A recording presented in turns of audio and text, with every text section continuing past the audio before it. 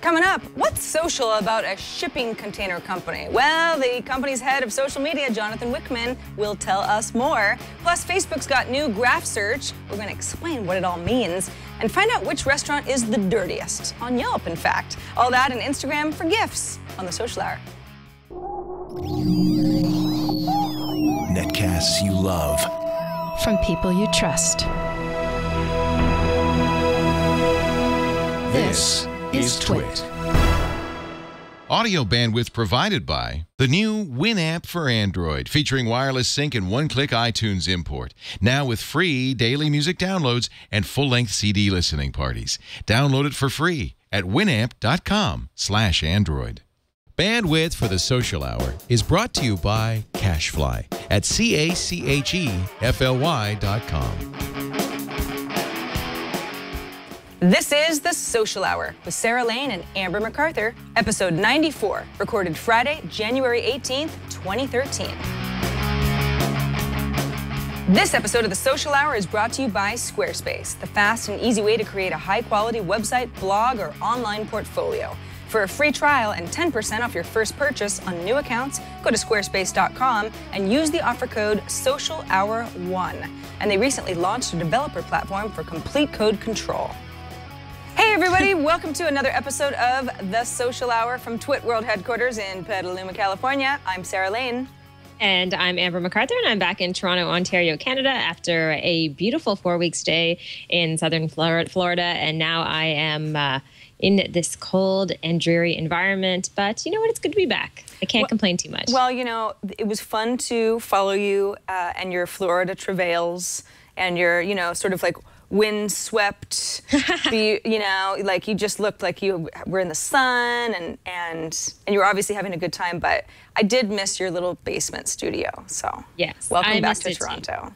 It's funny, I went out to do a shoot earlier today and I literally had, you know, giant parka on, a hat and gloves and just absolutely freezing. You forget sometimes how cold it can get here, even though we have relatively mild winters. But today and yesterday, it's been quite cold.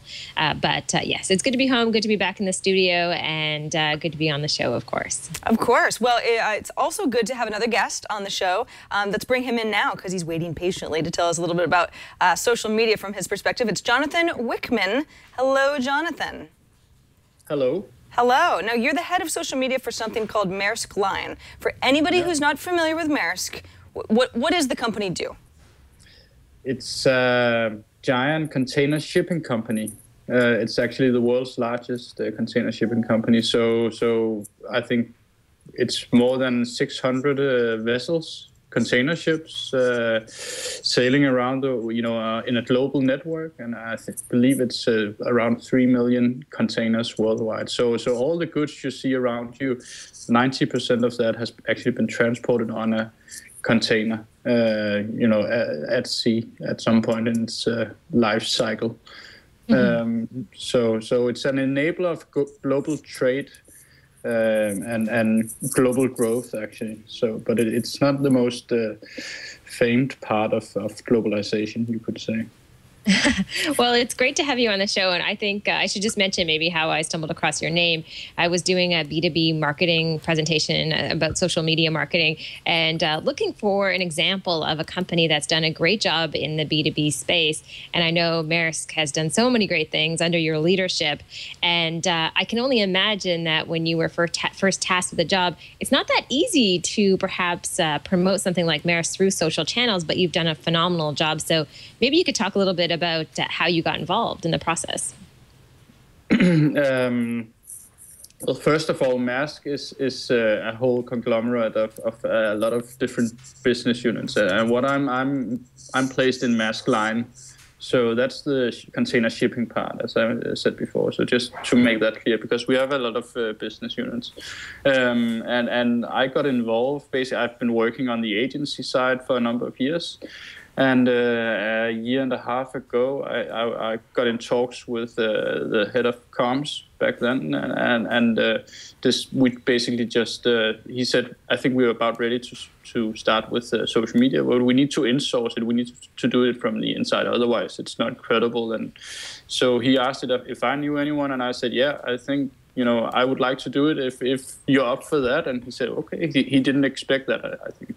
So I joined, and they expected it would take a while, but it took only a couple of weeks before we had a strategy approved by management, and then I got sort of the mandate and full trust to do it from the inside myself. So that's part of the story. It's been under the radar. It's a bottom-up approach, and I've done everything solo, more or less, and hardly spent any money. So, and that's been the big advantage in phase one, you could say, because when you spend, that amount or so little money, then no one will ask any questions around, the value of it. So it's intuitively, it's just there. And I think if you start trying to do the calculations, you'll find out it's astonishing. And so the more interesting question is, what's next? How do we build on this from where we are right now? Well, I mean, maybe we should go back to where you started. I mean, a lot of people might be watching or listening and thinking, well, it's a shipping container company, and you say that you've had a successful year in social media. Well, what did you do? We have a lot of people who work in social media or on some sort of a team for outreach for large and small businesses who constantly want to know, what's the strategy that actually is going to bring me the most success? Because you've had quite a bit. Yeah, I mean, we had the overall strategy is, of course, to support the business and all that. But I think one of the things we really focused on and we were aware of from the beginning is something that many companies seem to forget, I think, and that's simply that social media is about communication and not marketing. And I was hired, to be part of the communications department. The marketing department was actually closed down right when I joined. So, and I think that's true, because we don't want to push any messages. We don't want to do anything like that. And then another thing, it's an extremely conservative, historically speaking, industry. So I think it's been sort of the ketchup effect in a way, that all of a sudden we were there and people got so surprised. And we got surprised. When I joined the company, they told me, social media is not going to work here. It's some colleagues told me, we're boring. No one's going to like us. Well, so where do you have the most fans? Is it Facebook? Is it Twitter? Is it something else? We had a very deliberate strategy of starting on Facebook, building some volume and momentum there, and then to go to the other platforms and do different things on all the different platforms. So we have 700,000 fans, I think, on Facebook, and it's more like 25,000 on Twitter and Instagram and LinkedIn. Yeah, that's very impressive. Go ahead, Amber. It's very impressive. Yeah, and it seems like a big part of your strategy, and Sarah and I have talked about this before on the show, it's just the rise of visual social media. And I noticed with what you're doing right now is, you're on Instagram, Facebook, basically you're posting these amazing images. So whose decision was that, and how much has it helped you? I think it's very, it's been my decision, basically, but based on what the response I got. Because overall, we had a lot of things. We knew why we wanted to use social media and what we wanted to use it for. So on a macro level, we knew exactly what we were doing, and we had a plan in place. But on a micro level, it's been very free-wheeling and free-spirited. It's almost like jazz. I've been. That's what I've told people. It's like improvising on top of a clearly defined structure. Because you need that in order to be responsive towards your audience, in order to, take advantage of the steep learning curve that's really out there, because you get the feedback right away. So pretty early on, we found out, visual, it really works. And it just so happens that in the archives, in that great company with a rich history, were like 14,000 photos digitalized. So, and no one really used it. So I think I spent a whole night just browsing through them and found, top 500. And again, this is not really, some sort of marketing tactic. I mean, if anything, we've got some people in our chat room who are watching the live shows who say, those are great images, but it's not as if there's some sort of link to buy anything. it's a shipping company. It's very established. So do you find that, that you said that the company is happy with your work, especially because you've been able to do a lot with very little money, very little budget. Does it help Maersk's bottom line at all, or is this just a goodwill measure?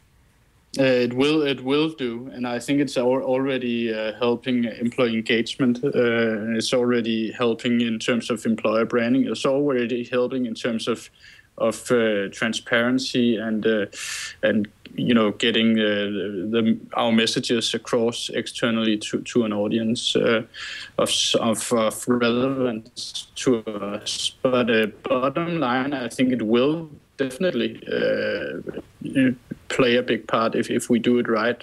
We're already seeing that. Just the last week, I think we got like 149 unique leads, which is a big thing.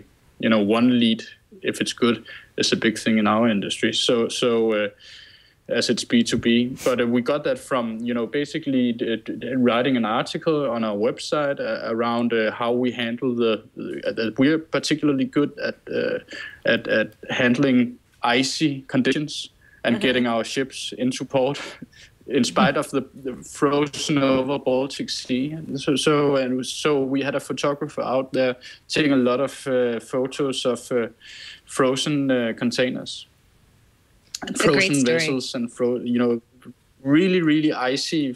And we've been posting them on the various networks and sometimes linking to that article. And there you link on to, a brochure you can download, and then it becomes a lead in the system. So that's really interesting. Yeah, there you have it. That's one example of that. So behind all this, which is really it's some of the most popular posts we've done. There's actually a business purpose of some sort. Now we need to find out, how good are those leads. But it's still interesting that they're unique. So I think the tendency is that even from a sales perspective, and we've never done any. I right from the beginning, I was just saying to people, don't expect us to sell anything through social media. But now I'm sort of changing my mind a bit and saying, maybe there is an opportunity here. And 149 sales leads is pretty phenomenal in this space. People are always trying to figure out how to get just a few. So that's very impressive. Last question from me, because I think with any type of social media marketing campaign, it's really key that you have buy-in from the top so that the executives at the company believe in this. Yeah. And I just want you to tell a story, because I believe that there's something, maybe it's your CEO or one of your executives in their office, a bunch of images. I don't know if they're from Instagram, it's a poster or something, but can you talk a little bit about how you got permission from the top down and how that's really helped? I think the whole, the department that I'm working in is working rather closely. We're sitting very close to the top, to the leadership and supporting them in what they do. So I had access from the beginning, and I also been doing a lot of video filming with them. So and then at one point, I think what you're alluding to is a story about the collage of Twitter photos. No, not Twitter, sorry, Instagram photos that we did. Just a giant painting, basically not a painting but a collage. I gave that to the CEO. There you have it. Mm-hmm. If you see it from afar, you can actually spot the Maersk star in there. Oh, that's so cool. Yeah, I can see that. Different experience if you move away. There are two versions of this. One hanging in the canteen, and then one in his office. And he came to me and said, "This is an amazing. It's photos by the users." And it shows the diversity. It shows the scope of the company. It's so massive. It's so big, and it's so hardware driven. But still, there's people all over the place, and this will show that, or does illustrate that in a very good way. He came to me and said, that whenever someone enters my office now, the first thing they say is, they ask, "What?" And I tell them this is social media. And I said to him, I think that's a really good thing. Well, Jonathan, this is really cool. How I got the buy-in. This is very cool. Your Skype audio is getting a little weird on us, so we're gonna go ahead and let you go. But thank you so much for coming on to the Social Hour and talking to us a little bit more about your work as head of social media at Maersk Line. Maersk Line Social, by the way, so that's MAERSK Line Social.com is where you can find out a lot more about Jonathan's efforts and what the company is doing. Thank you so much for being with us today. So late over in Copenhagen, you said you were, right? Thank you. Yeah. Thank you. I'll go to bed. All right. Well, enjoy your Friday night, what's left of it, and you can go ahead and disconnect now. Yeah. Thank you. Bye-bye. Bye. Thank you. Bye-bye. Amber, I got to say, you know, we get so many emails. We talk about it's our most common question where people who are working in the industry say, hey, you ladies probably know. I mean, what's my next strategy? How do I get all those followers? How do I do it right? And of course, it's never a one-size-fits-all type of a thing. But this is such a great example of thinking outside the box of a company where executives who have probably worked there for decades said, no, we don't need to pay for this. It'll never work. This doesn't matter. We're not social. And it has. That's, I think, what I love the most about this story. So often people think, well, my company isn't right for social media. There's nothing we can do. And then you look at a company like Maersk and you think that, wow, they probably have been pretty disconnected from the online spaces from a social perspective. And yet they are doing so many amazing things. You know, they do have this really rich history and they're using so many great images. And I just think it's a fine example of what can be done and the potential and you know, something people can kind of look up, read along. Jonathan's been great. He's shared a lot of presentations that he's done online and has provided a lot of insight and shared how he's working. So it's great for people out there, like you mentioned off the top of the show, who are in social media marketing and trying to figure out what to do. Yeah, absolutely. Good get, Amber. Hey, quick reminder for everybody who is not watching us live. If you would like to, next Friday, for example, we're going to have Seth Godin on the show. That's going to be really fun. We are live on Fridays at 4 p.m. Eastern, 1 p.m. Pacific, right after This Week in Law here on the Twit Network. It's a lot of fun to watch us live, but hey, if you don't or you can't, or you've got super fun plans on a Friday, or your boss doesn't let you watch, or whatever, that's cool too. Just go to twit.tv/TSH. You can subscribe to the Social Hour there. And what I mean by subscribe is it doesn't cost you anything. It's just a way to get the videos or the audio feed, if you prefer the audio version of the show, delivered to you a variety of different ways. iTunes, just your RSS. That's not the point. That part is up to you. The point is that it makes it easy for you to never miss a show. Or if you miss a show here or there, for example, we had Guy Kawasaki in our episode last week. Each episode page, that's the Social Hour episode 93 from last week, has a little embedded video there and a lot of links to everything that we talked about. If you want to follow up on any of the stories that we mentioned or share them with your friends, all that is there. So again, that's twit.tv/TSH. All right, before Amber and I get into some of the newsworthy stories of the week, I want to take a moment to thank Squarespace for sponsoring this episode of The Social Hour, because Squarespace is a way to create a very high-quality website, blog, online portfolio, but it's also a great way to be very social, to have a strong social presence online. And you might say, blogs seem very old school. Isn't social like a whole different thing? Not with Squarespace. Squarespace 6 has not only beautiful templates with drag and drop functionality, they're not drab, they just drag and drop, for all customization tools. So it's very, very easy for anybody who's not super artistically inclined to put something together in that ends up looking really, really nice. And they have templates that you can start from too, so you really already get a head start. And a page builder, it's called the Layout Engine, that you can use to customize pages and kind of categorize things in blocks. You know, you got your photos and your videos and your text. And then social media content is part of that as well. You can automatically import photos from Instagram on your site. You know, you can sync your pages and your galleries to Facebook, for example. You can auto-publish new blog entries on Twitter if you want to make sure that everybody knows that you've updated something, but you don't necessarily want to do it manually every time. All that stuff can be automated. And they've got social media buttons. So you've got your Google Plus button, you've got your Foursquare button, Dropbox, Pinterest, StumbleUpon, all the places that you are active can be part of your site, so it makes it more of sort of a living, breathing animal rather than just a blog that you update when you get to it. And last but not least, it's just really well designed. Squarespace has an award-winning design team. True story. They have user experience experts. I've actually had some questions because I'm moving over. I've had a Squarespace blog for years to Squarespace 6. And their customer support is not only right there, but they give me good answers. I can tell that there's somebody on the other side of it who's knowledgeable and can answer my questions. And it's really not too much of a hassle. And it's hosting too. So it's not just putting together a blog; it's the whole package. So when you purchase a Squarespace account, and you've got a couple of different options, a couple of different tiers based on what you're looking for, it's not only the website itself, but it's also the hosting.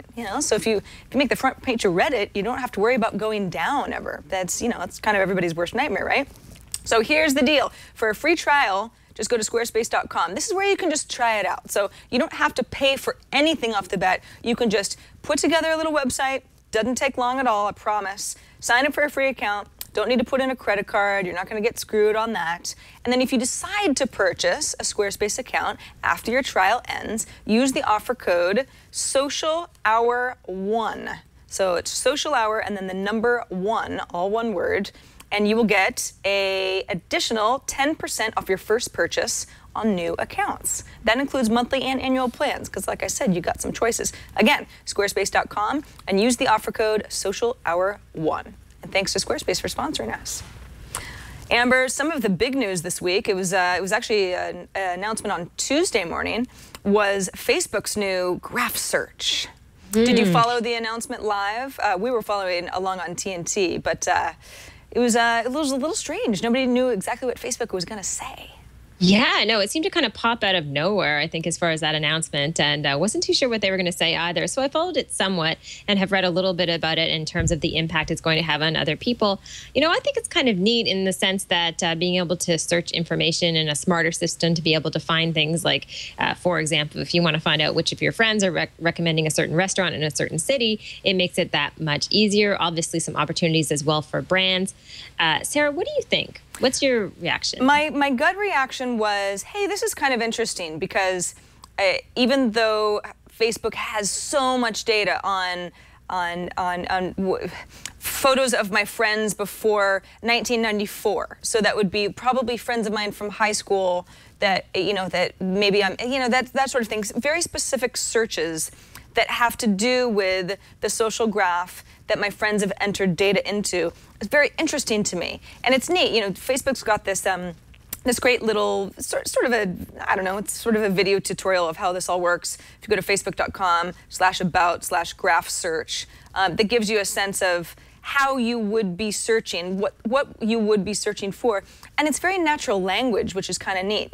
People who like bicycling, or friends of mine who live in Toronto, or people who like cycling and live in Toronto. You can be very specific. Friends of friends who are single. It was one of the jokes that people were saying. Oh, this is gonna turn into sort of a dating thing. But it's less of that kind of like, how we will search in Google and it's like we search a bunch of keywords and just hope that somewhere our result will be near the top of the page. You're not really asking Google something that sounds at all like a sentence. This, to me, sounds a lot more like you're asking Facebook, hey, could you show me some of my friends who might like this or be in this area or have been to this restaurant so that maybe I could see if they liked it or not. But at the same time, Amber, I think that this has the potential, and I've seen it already, to be abused. Because if let's say, for TechCrunch, for example, they were some of the writers on TechCrunch were laughing, the day after, that all these random people in various parts of the world were just saying that they worked at TechCrunch. So if you were to search people who work at TechCrunch, it's just like all these random spammy accounts that that don't lead anywhere, and it's going to screw up the graph search. Now, that's just one example that I can think of right now, but I could see the potential for people to be skewing towards fake or weird answers in order to be at the top of a search. Because even though this doesn't work like Google search, it is something that you might want to be seen inside more often than not. Does that make sense? Yeah, it definitely makes sense. It reminds me a little bit. Do you remember that iPad app that launched last year? And I cannot remember the name of it. Maybe someone in the chat room knows what I'm talking about, but I believe we mentioned it on the show. But basically, they took a lot of the data on Facebook and they allowed you to make really specific requests, like you mentioned, to find out which friends were single and, a certain age, whatever it might be. It was a really beautiful app. And then it kind of went away. I didn't hear much more about it. But I do like the idea that they're doing more with the data that they have there. Obviously, there are a lot of people, a lot of information is being put there on a regular basis. And I don't think the search works that well right now. I don't know if I'm going to use this all the time, but I feel like my Facebook experience, it's a little bit all over the map just because of the way that I've managed my page. And it's been something that is much more open and not a smaller network, but I could see people using this. Yeah, I think that it's definitely a natural progression for Facebook. It's hard to say because, of course, this is something that's been introduced. You can ask to be invited into, I guess it's the beta, or it's just rolling out slowly. So it's not actually something that I can show off right now. This is just an introduction, again, at the Facebook event that happened at their headquarters earlier this week. But yeah, and it makes sense. And they've said a couple of sort of curious things. Number one, not available on mobile, at least not at launch. It will just be the web version of Facebook, which seems counterintuitive to me because so many people only access Facebook via mobile, or at least access Facebook via mobile regularly, and the company knows that. And two, they're not monetizing it. So you have to assume that that's coming. You have to assume that that's coming. And it's probably, going to be the sort of thing where eventually, if you search for certain data, Instagram photos are going to be part of this too. It's not just going to be, photos that were uploaded to Facebook. It's got to be Instagram data as well. And I don't know, people might get kind of weird about that. But it's as if it's like a half launch, right? Because they have a lot more work to do. They wouldn't put all this work into something like this, not try to make money, and not have it accessible on a mobile platform. Yeah, it's like everything they do, though, Sarah. It seems like they half launch everything just to see how people react. It drives me insane. There's so little information about when it's going to be available to everyone, or in terms of how they're going to monetize it, whatever it might be. But I do think this is something they put out there that is more useful than some of their recent launches. Speaking of useful things, I know you found this story and you're a big Yelp user. I also love Yelp, and I really, really like this idea. I'm not sure restaurants will, though. Yeah, so this is Yelp introducing health ratings for restaurants. Now, before you get too excited, this is only starting in San Francisco and New York at first. But what this is hygiene scores for restaurants as rated by the government organizations in these cities. So this is not just sort of like me saying, hey, it looked pretty clean in there, I give it a 98. This is actually the public health department of San Francisco, or New York, wherever Los Compadres taco truck is, giving over the information to Yelp, which is for the good of the public, right? This is the sort of information that you could find out if you really wanted to. I mean, it's a matter of public record, but it's not as if we all have some sort of a website where we can go in and say, hey, when's the last time that restaurant got shut down for cockroaches or whatever? And this is Yelp saying, hey, this is the sort of stuff that people really, really care about. I mean, when it comes to cleanliness and germs and people getting sick, and it's flu season right now, and it's just, everybody's down for the count. Why wouldn't we want this information? Yeah, I totally agree with you. It's very cool. Speaking of another thing that's kind of cool, I know that many times my inbox on Gmail is a bit of a mess, and I tend to use it as my to-do list in terms of things that I have to get done at a certain point. So I really love this idea for our social tip of the week. This is called Task Force, and it works with Gmail. The idea being that you use this to turn emails in your inbox into tasks. So there have been other tools like this. You can create to-do lists within Gmail, but this is definitely more task-oriented. So I think it's really helpful. I also use another program called Insightly, which we use at my company to turn different sales leads from emails into tasks for people within the organization. But what I love this is it's just a little more streamlined, a simpler tool for the average person. So again, for people who rely on their inbox as their to-do list, they may find this helps them stay more organized. Yeah, I love this. I think in general, I'm a beta tester for an app called Mailbox, which is launching to the public soon. I don't know exactly when, but I think really soon. And it's the same idea. The idea is an email comes in, just don't leave it. The last thing you do is leave it, because that's how you end up, with 2,000 emails that you are sitting in your inbox and you just think, I don't know, I don't even remember. I'm very overwhelmed. So the idea is, email comes in, do you delete it? Do you archive it? Do you give yourself sort of an action item saying, you know what, remind me in 2 days, remind me in 2 hours, add it to a certain folder. It's basically, you take action on everything that you receive, so it either goes away or it gets compartmentalized to a place that makes sense for you to revisit later. Exactly. Yeah. And I think that's what a lot of people need. I mean, I don't think we can avoid using our inboxes as something that we rely on a regular basis in terms of getting things done. But being able to clear out that inbox and push those tasks somewhere else becomes very, very helpful. So this is kind of cool. Sarah, for our spotlight this week, I know that we touched on this. I believe it was last week or the week before.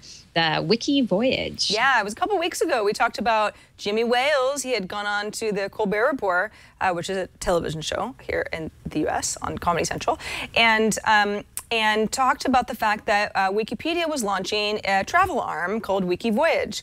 It was sort of a placeholder website, but it's fully functional now. Jason, you can search for any city you want in the world. I don't even, Puerto Rico. Okay, we'll search for a Commonwealth. So this is basically the Wikipedia version of a place that one would travel to. So there's all sorts of interesting information. This is sort of like what I feel like Lonely Planet used to be, but never was this good. So you've got history, you've got climate, terrain, different regions, particular cities, but then it gets really detailed. And Amber, you and I had talked about how we were a little bit curious as to how Wikivoyage was going to keep the reviews, very, to keep the opinion out of reviews, because travel is very subjective, right? If you're looking at Costa Rica, they have all sorts of information off the top, which is what we all love about Wikipedia, right? It's, it's our encyclopedia. But then there are some travel tips, certain hotels, how to get around by car. Some of that could certainly be subjective. But it seems like they've done a very good job, and of course they've got a team of editors, and I assume that many of them are crossover from the Wikipedia team and their other outfits. But it's really cool. I mean, I was kind of trying to find a city that didn't have a lot of information. I mean, as far as the major places that I would want to visit, you've got it all here. That's very cool. Yeah. It's funny, Sarah, and this is totally an aside, but I just did a review of a bunch of interesting apps that came out over the past week or so. And Delta Airlines has an app. They've had an iPad app for a bit, I believe. But they have this new feature in the app called the glass bottom feature. Have you talked about it on any of your shows yet? No, I have not. So basically, when you're connected to the in-flight Wi-Fi, you're flying somewhere, let's say from the East Coast to the West Coast in the U.S., you're able to see points of interest along the way. So, for example, you could see a Wikipedia entry, or you could see images that people have posted on Twitter. And so it combines all of this information. So as you're literally flying over a city, you're able to get all of this great content really in real time. So I imagine with Wikivoyage, how many possibilities there are for content like that. And it automatically made me think of the new Delta app with the glass bottom feature, because that's very cool. And I'd love to see these two things sync up. I'll have to check that out for iPad today, for sure. Yeah, it's a good Delta. Of all companies. I know, nice job. Shipping companies, airlines.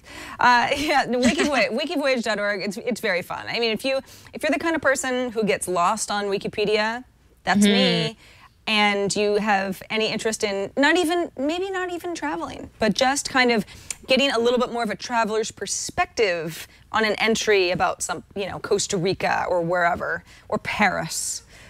This is absolutely the place. That they've done a very nice job. And a wealth of information, more than you would ever need. Oh, Paris!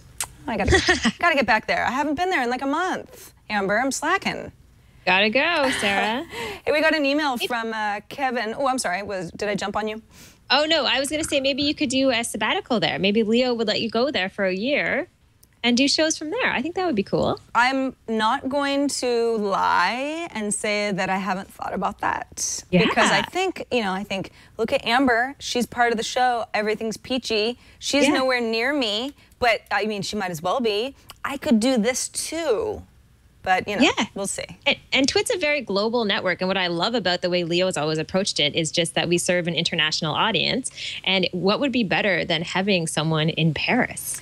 I don't think there's anything better than having me in Paris. I just can't figure out how to get my cats over there, Amber, because they make you quarantine them. And okay. Well, that's where I draw the line, Sarah. I don't know about the cats. You may have to give them away for a year. No. My goodness. Are you kidding?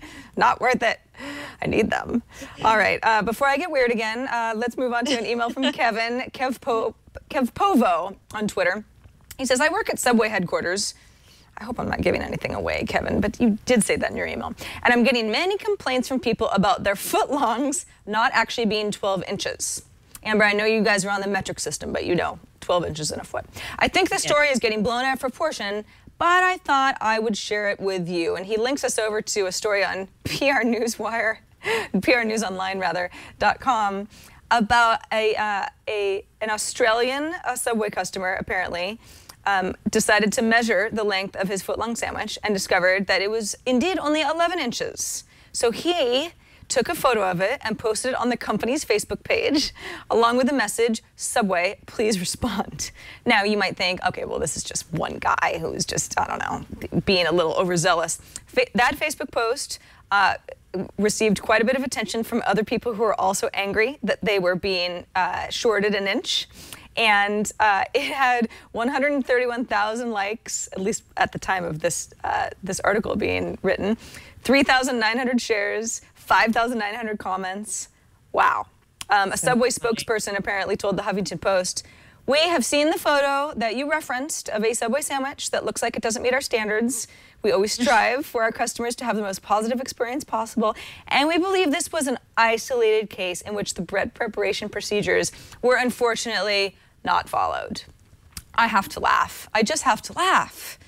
It's so funny. I mean, but this is very silly. But it got enough attention because somebody, you know, went through the trouble to say, hey, I'm going to your official Facebook page and I want answers. And a lot of other people said, we do too. We do too. Or we want a refund. And unfortunately for Subway, and Sarah, I know you've worked in the newsroom environment before in your past, and you understand that, you know, a story like this, I mean, people just latch onto it and they love it just because it's it's kind of funny, right? You know, it makes a great little news story. And, you know, whether or not this happens all the time, it almost doesn't even matter. You know, just the fact that it's sort of quirky and people will want to talk about it. I think it just catches on. So it's an unfortunate story, but I did hear a little bit about this, and I heard that Subway responded saying that basically, it depends how they cook their bread, and if their bread is cooked properly, it will reach that foot-long standard. But sometimes it's a little bit off. Well, yeah. Just so you know. I mean, it is bread, right? I mean, do you really want the bread to be exactly the same in every single sandwich, no matter what? That's freakier to me because then it seems like, you know, they're spitting them out like Krispy Kremes or something. Yeah. Yeah, exactly. I haven't been to Subway in a while. I don't know. Oh, you know what? You could take this feedback from Steve Garfield, who's watching the show right now. He says, if your Subway footlong isn't 1 foot long, just go back where you got it and ask the manager to give you an extra inch. Great advice. Yeah. There you go. You didn't even have to go to Facebook, but kudos to you for getting a lot of articles written about you. You know, fight the man, get that inch. Funny. All right, Amber, we got a hashtag of the week. Oh, yeah. So a lot of buzz this week, obviously, about Oprah Winfrey's interview with Lance Armstrong. I watched a little bit of it last night. So maybe not as interested as other people in it, but just kind of tuned in. But I did tune into the Twitter chat about this particular situation, and I have to say there were some very creative hashtags. So for our hashtags of the week, I wanted to mention a couple of different hashtags that people like to share, especially after the story. Nicholas Kristof, I believe he's at the New York Times, had mentioned a couple. One is live wrong, lie strong, and the list of hashtags goes on and on, including Dopra. Dopra. You know, there was actually, I don't remember whose account it was, but in my Tumblr feed, somebody had compiled tattoos that say Live Strong of people who were obviously very dedicated to the organization, you know, and possibly, you know, were cancer survivors. I mean, all sorts of things where you go, oh no. I mean, it's possible that Live Strong still means something special to them, but Also very possible that it's one of those tattoos that you never thought you were going to regret. Yeah, it's true. I know. Yeah, no. So that's just, again, a huge Twitter conversation last night. I saw some stats in terms of how many tweets actually went out during the broadcast, and it was in the tens of thousands, if not over 100,000 tweets about this particular broadcast. So never a dull moment on Twitter. No, more interesting than TV sometimes. Oh, I know. The Lance Armstrong buzz over the last week has been really very fascinating, especially because not only there were whispers that for a variety of reasons, possibly just to be able to compete again in his lifetime, he was just willing to give it up, because he hadn't for so long. And so there was all of that going on. And then when we learned that Oprah would be interviewing him, it was like, oh, what's he gonna say? And then the interview happened the day before it aired, or 2 days. I don't know. There was some time between the two. So then there was all of the speculation of what did they say, and so it was the whole story is pretty negative overall, but it is fascinating to watch how everybody was talking about the Lance Armstrong thing, and of course some jokes thrown in because that's what we do on social media very well. Very well. Well, sometimes not as well, but we do our best to be really funny with hashtags. Hey, reminder that we love hearing from all of you. You can write us at thesocialhour@twit.tv. Thanks to everybody who writes in every week. We try to use as much of your correspondence as possible. You can also leave us a voicemail at 2626-SOCIAL. That's 2626-SOCIAL.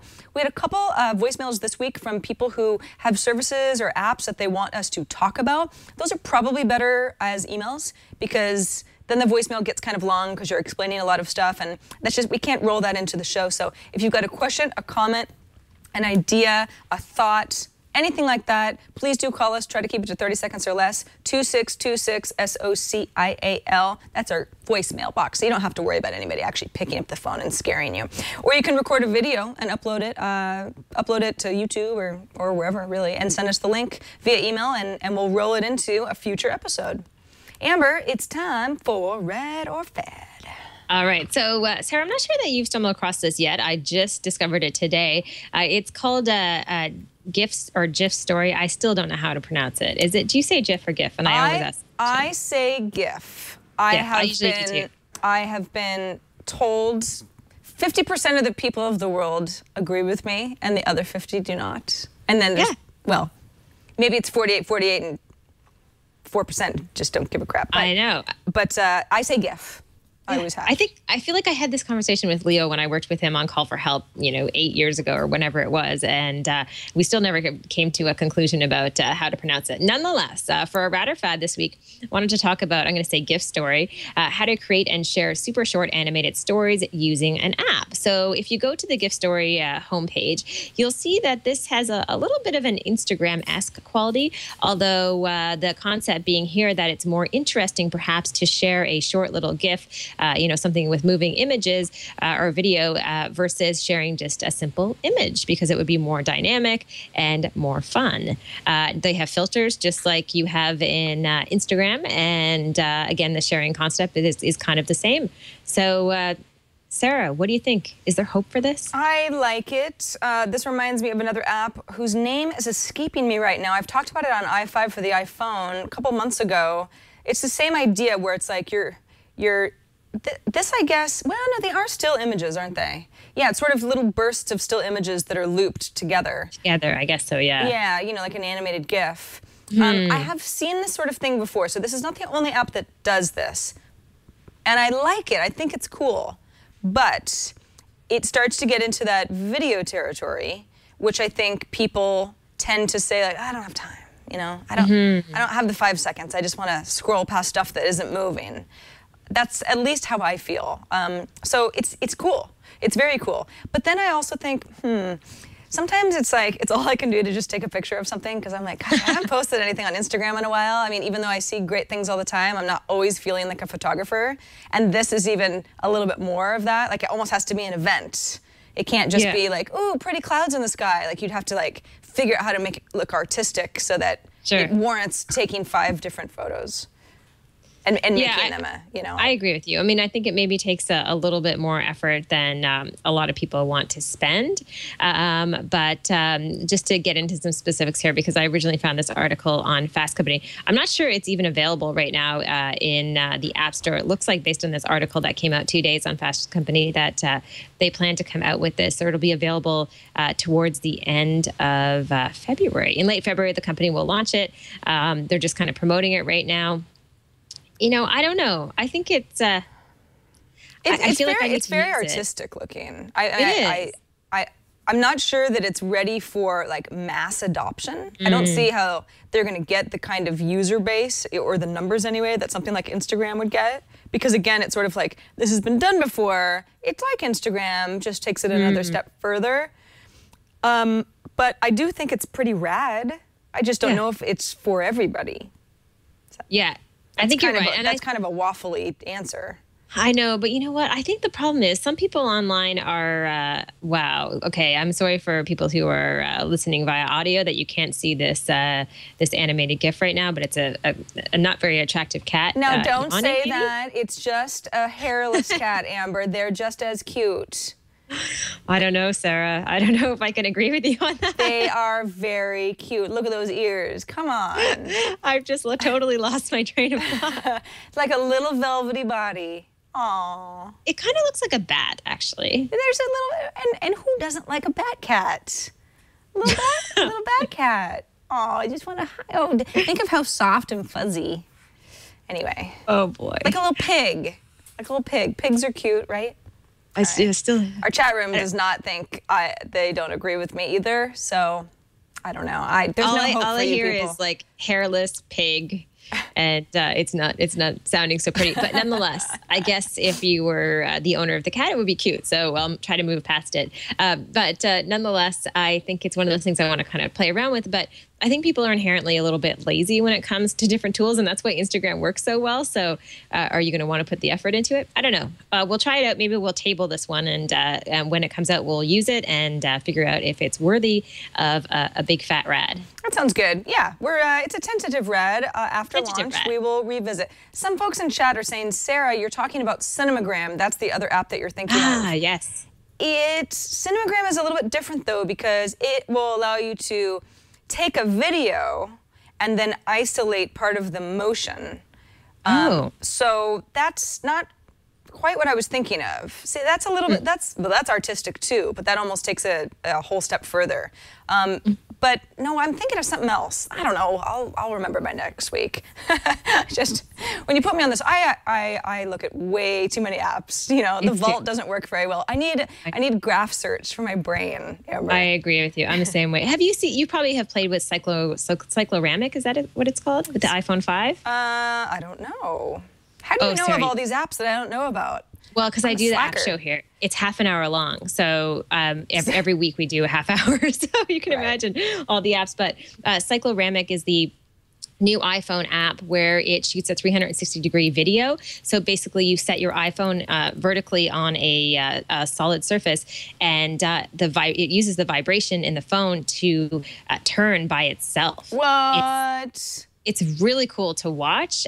So it works like a charm. I've used it maybe 4 or 5 times just to test it out. And it's a breeze to shoot 360-degree video. That's insane. This is so really insane. Cool. I'm totally going to do this on i5 next week. Yeah. I love you. Cool. Thank you. Yeah. I know. I just wanted to share it with you because I know you always come up with stuff that I haven't heard of. So well, no, it's good. This is a fun one. It's actually comforting to me that we are building shows based on different apps, because sometimes I feel like, is the well going to dry up and then I'm not going to have anything to talk about? And it never happens because there's just so much stuff out there. And there's so much stuff. Yeah, you can't find everything. It's always fun to get ideas from other people. That is so cool. I love it. Yeah, that's a fun one. Oh, yeah, that's a good one. Well, Amber, for us, anyway, we've come to the end of our hour. Thanks to everybody for watching. That is it for this episode. Episode 94 is done. Remember that we are live on Fridays, 4 p.m. Eastern, 1 p.m. Pacific. It's a lot of fun to be with us live and chat with us live and be sending us stuff over Twitter and via IRC. But if you can't watch us live, twit.tv/TSH is where you can find us on the net. We're on YouTube, too. You can just subscribe to the Social Hour feed over on YouTube. I'm Sarah Lane. And I'm Emma MacArthur. And don't forget to tune in next week for Seth Godin. Yeah, it's going to be a good interview. See you guys next week.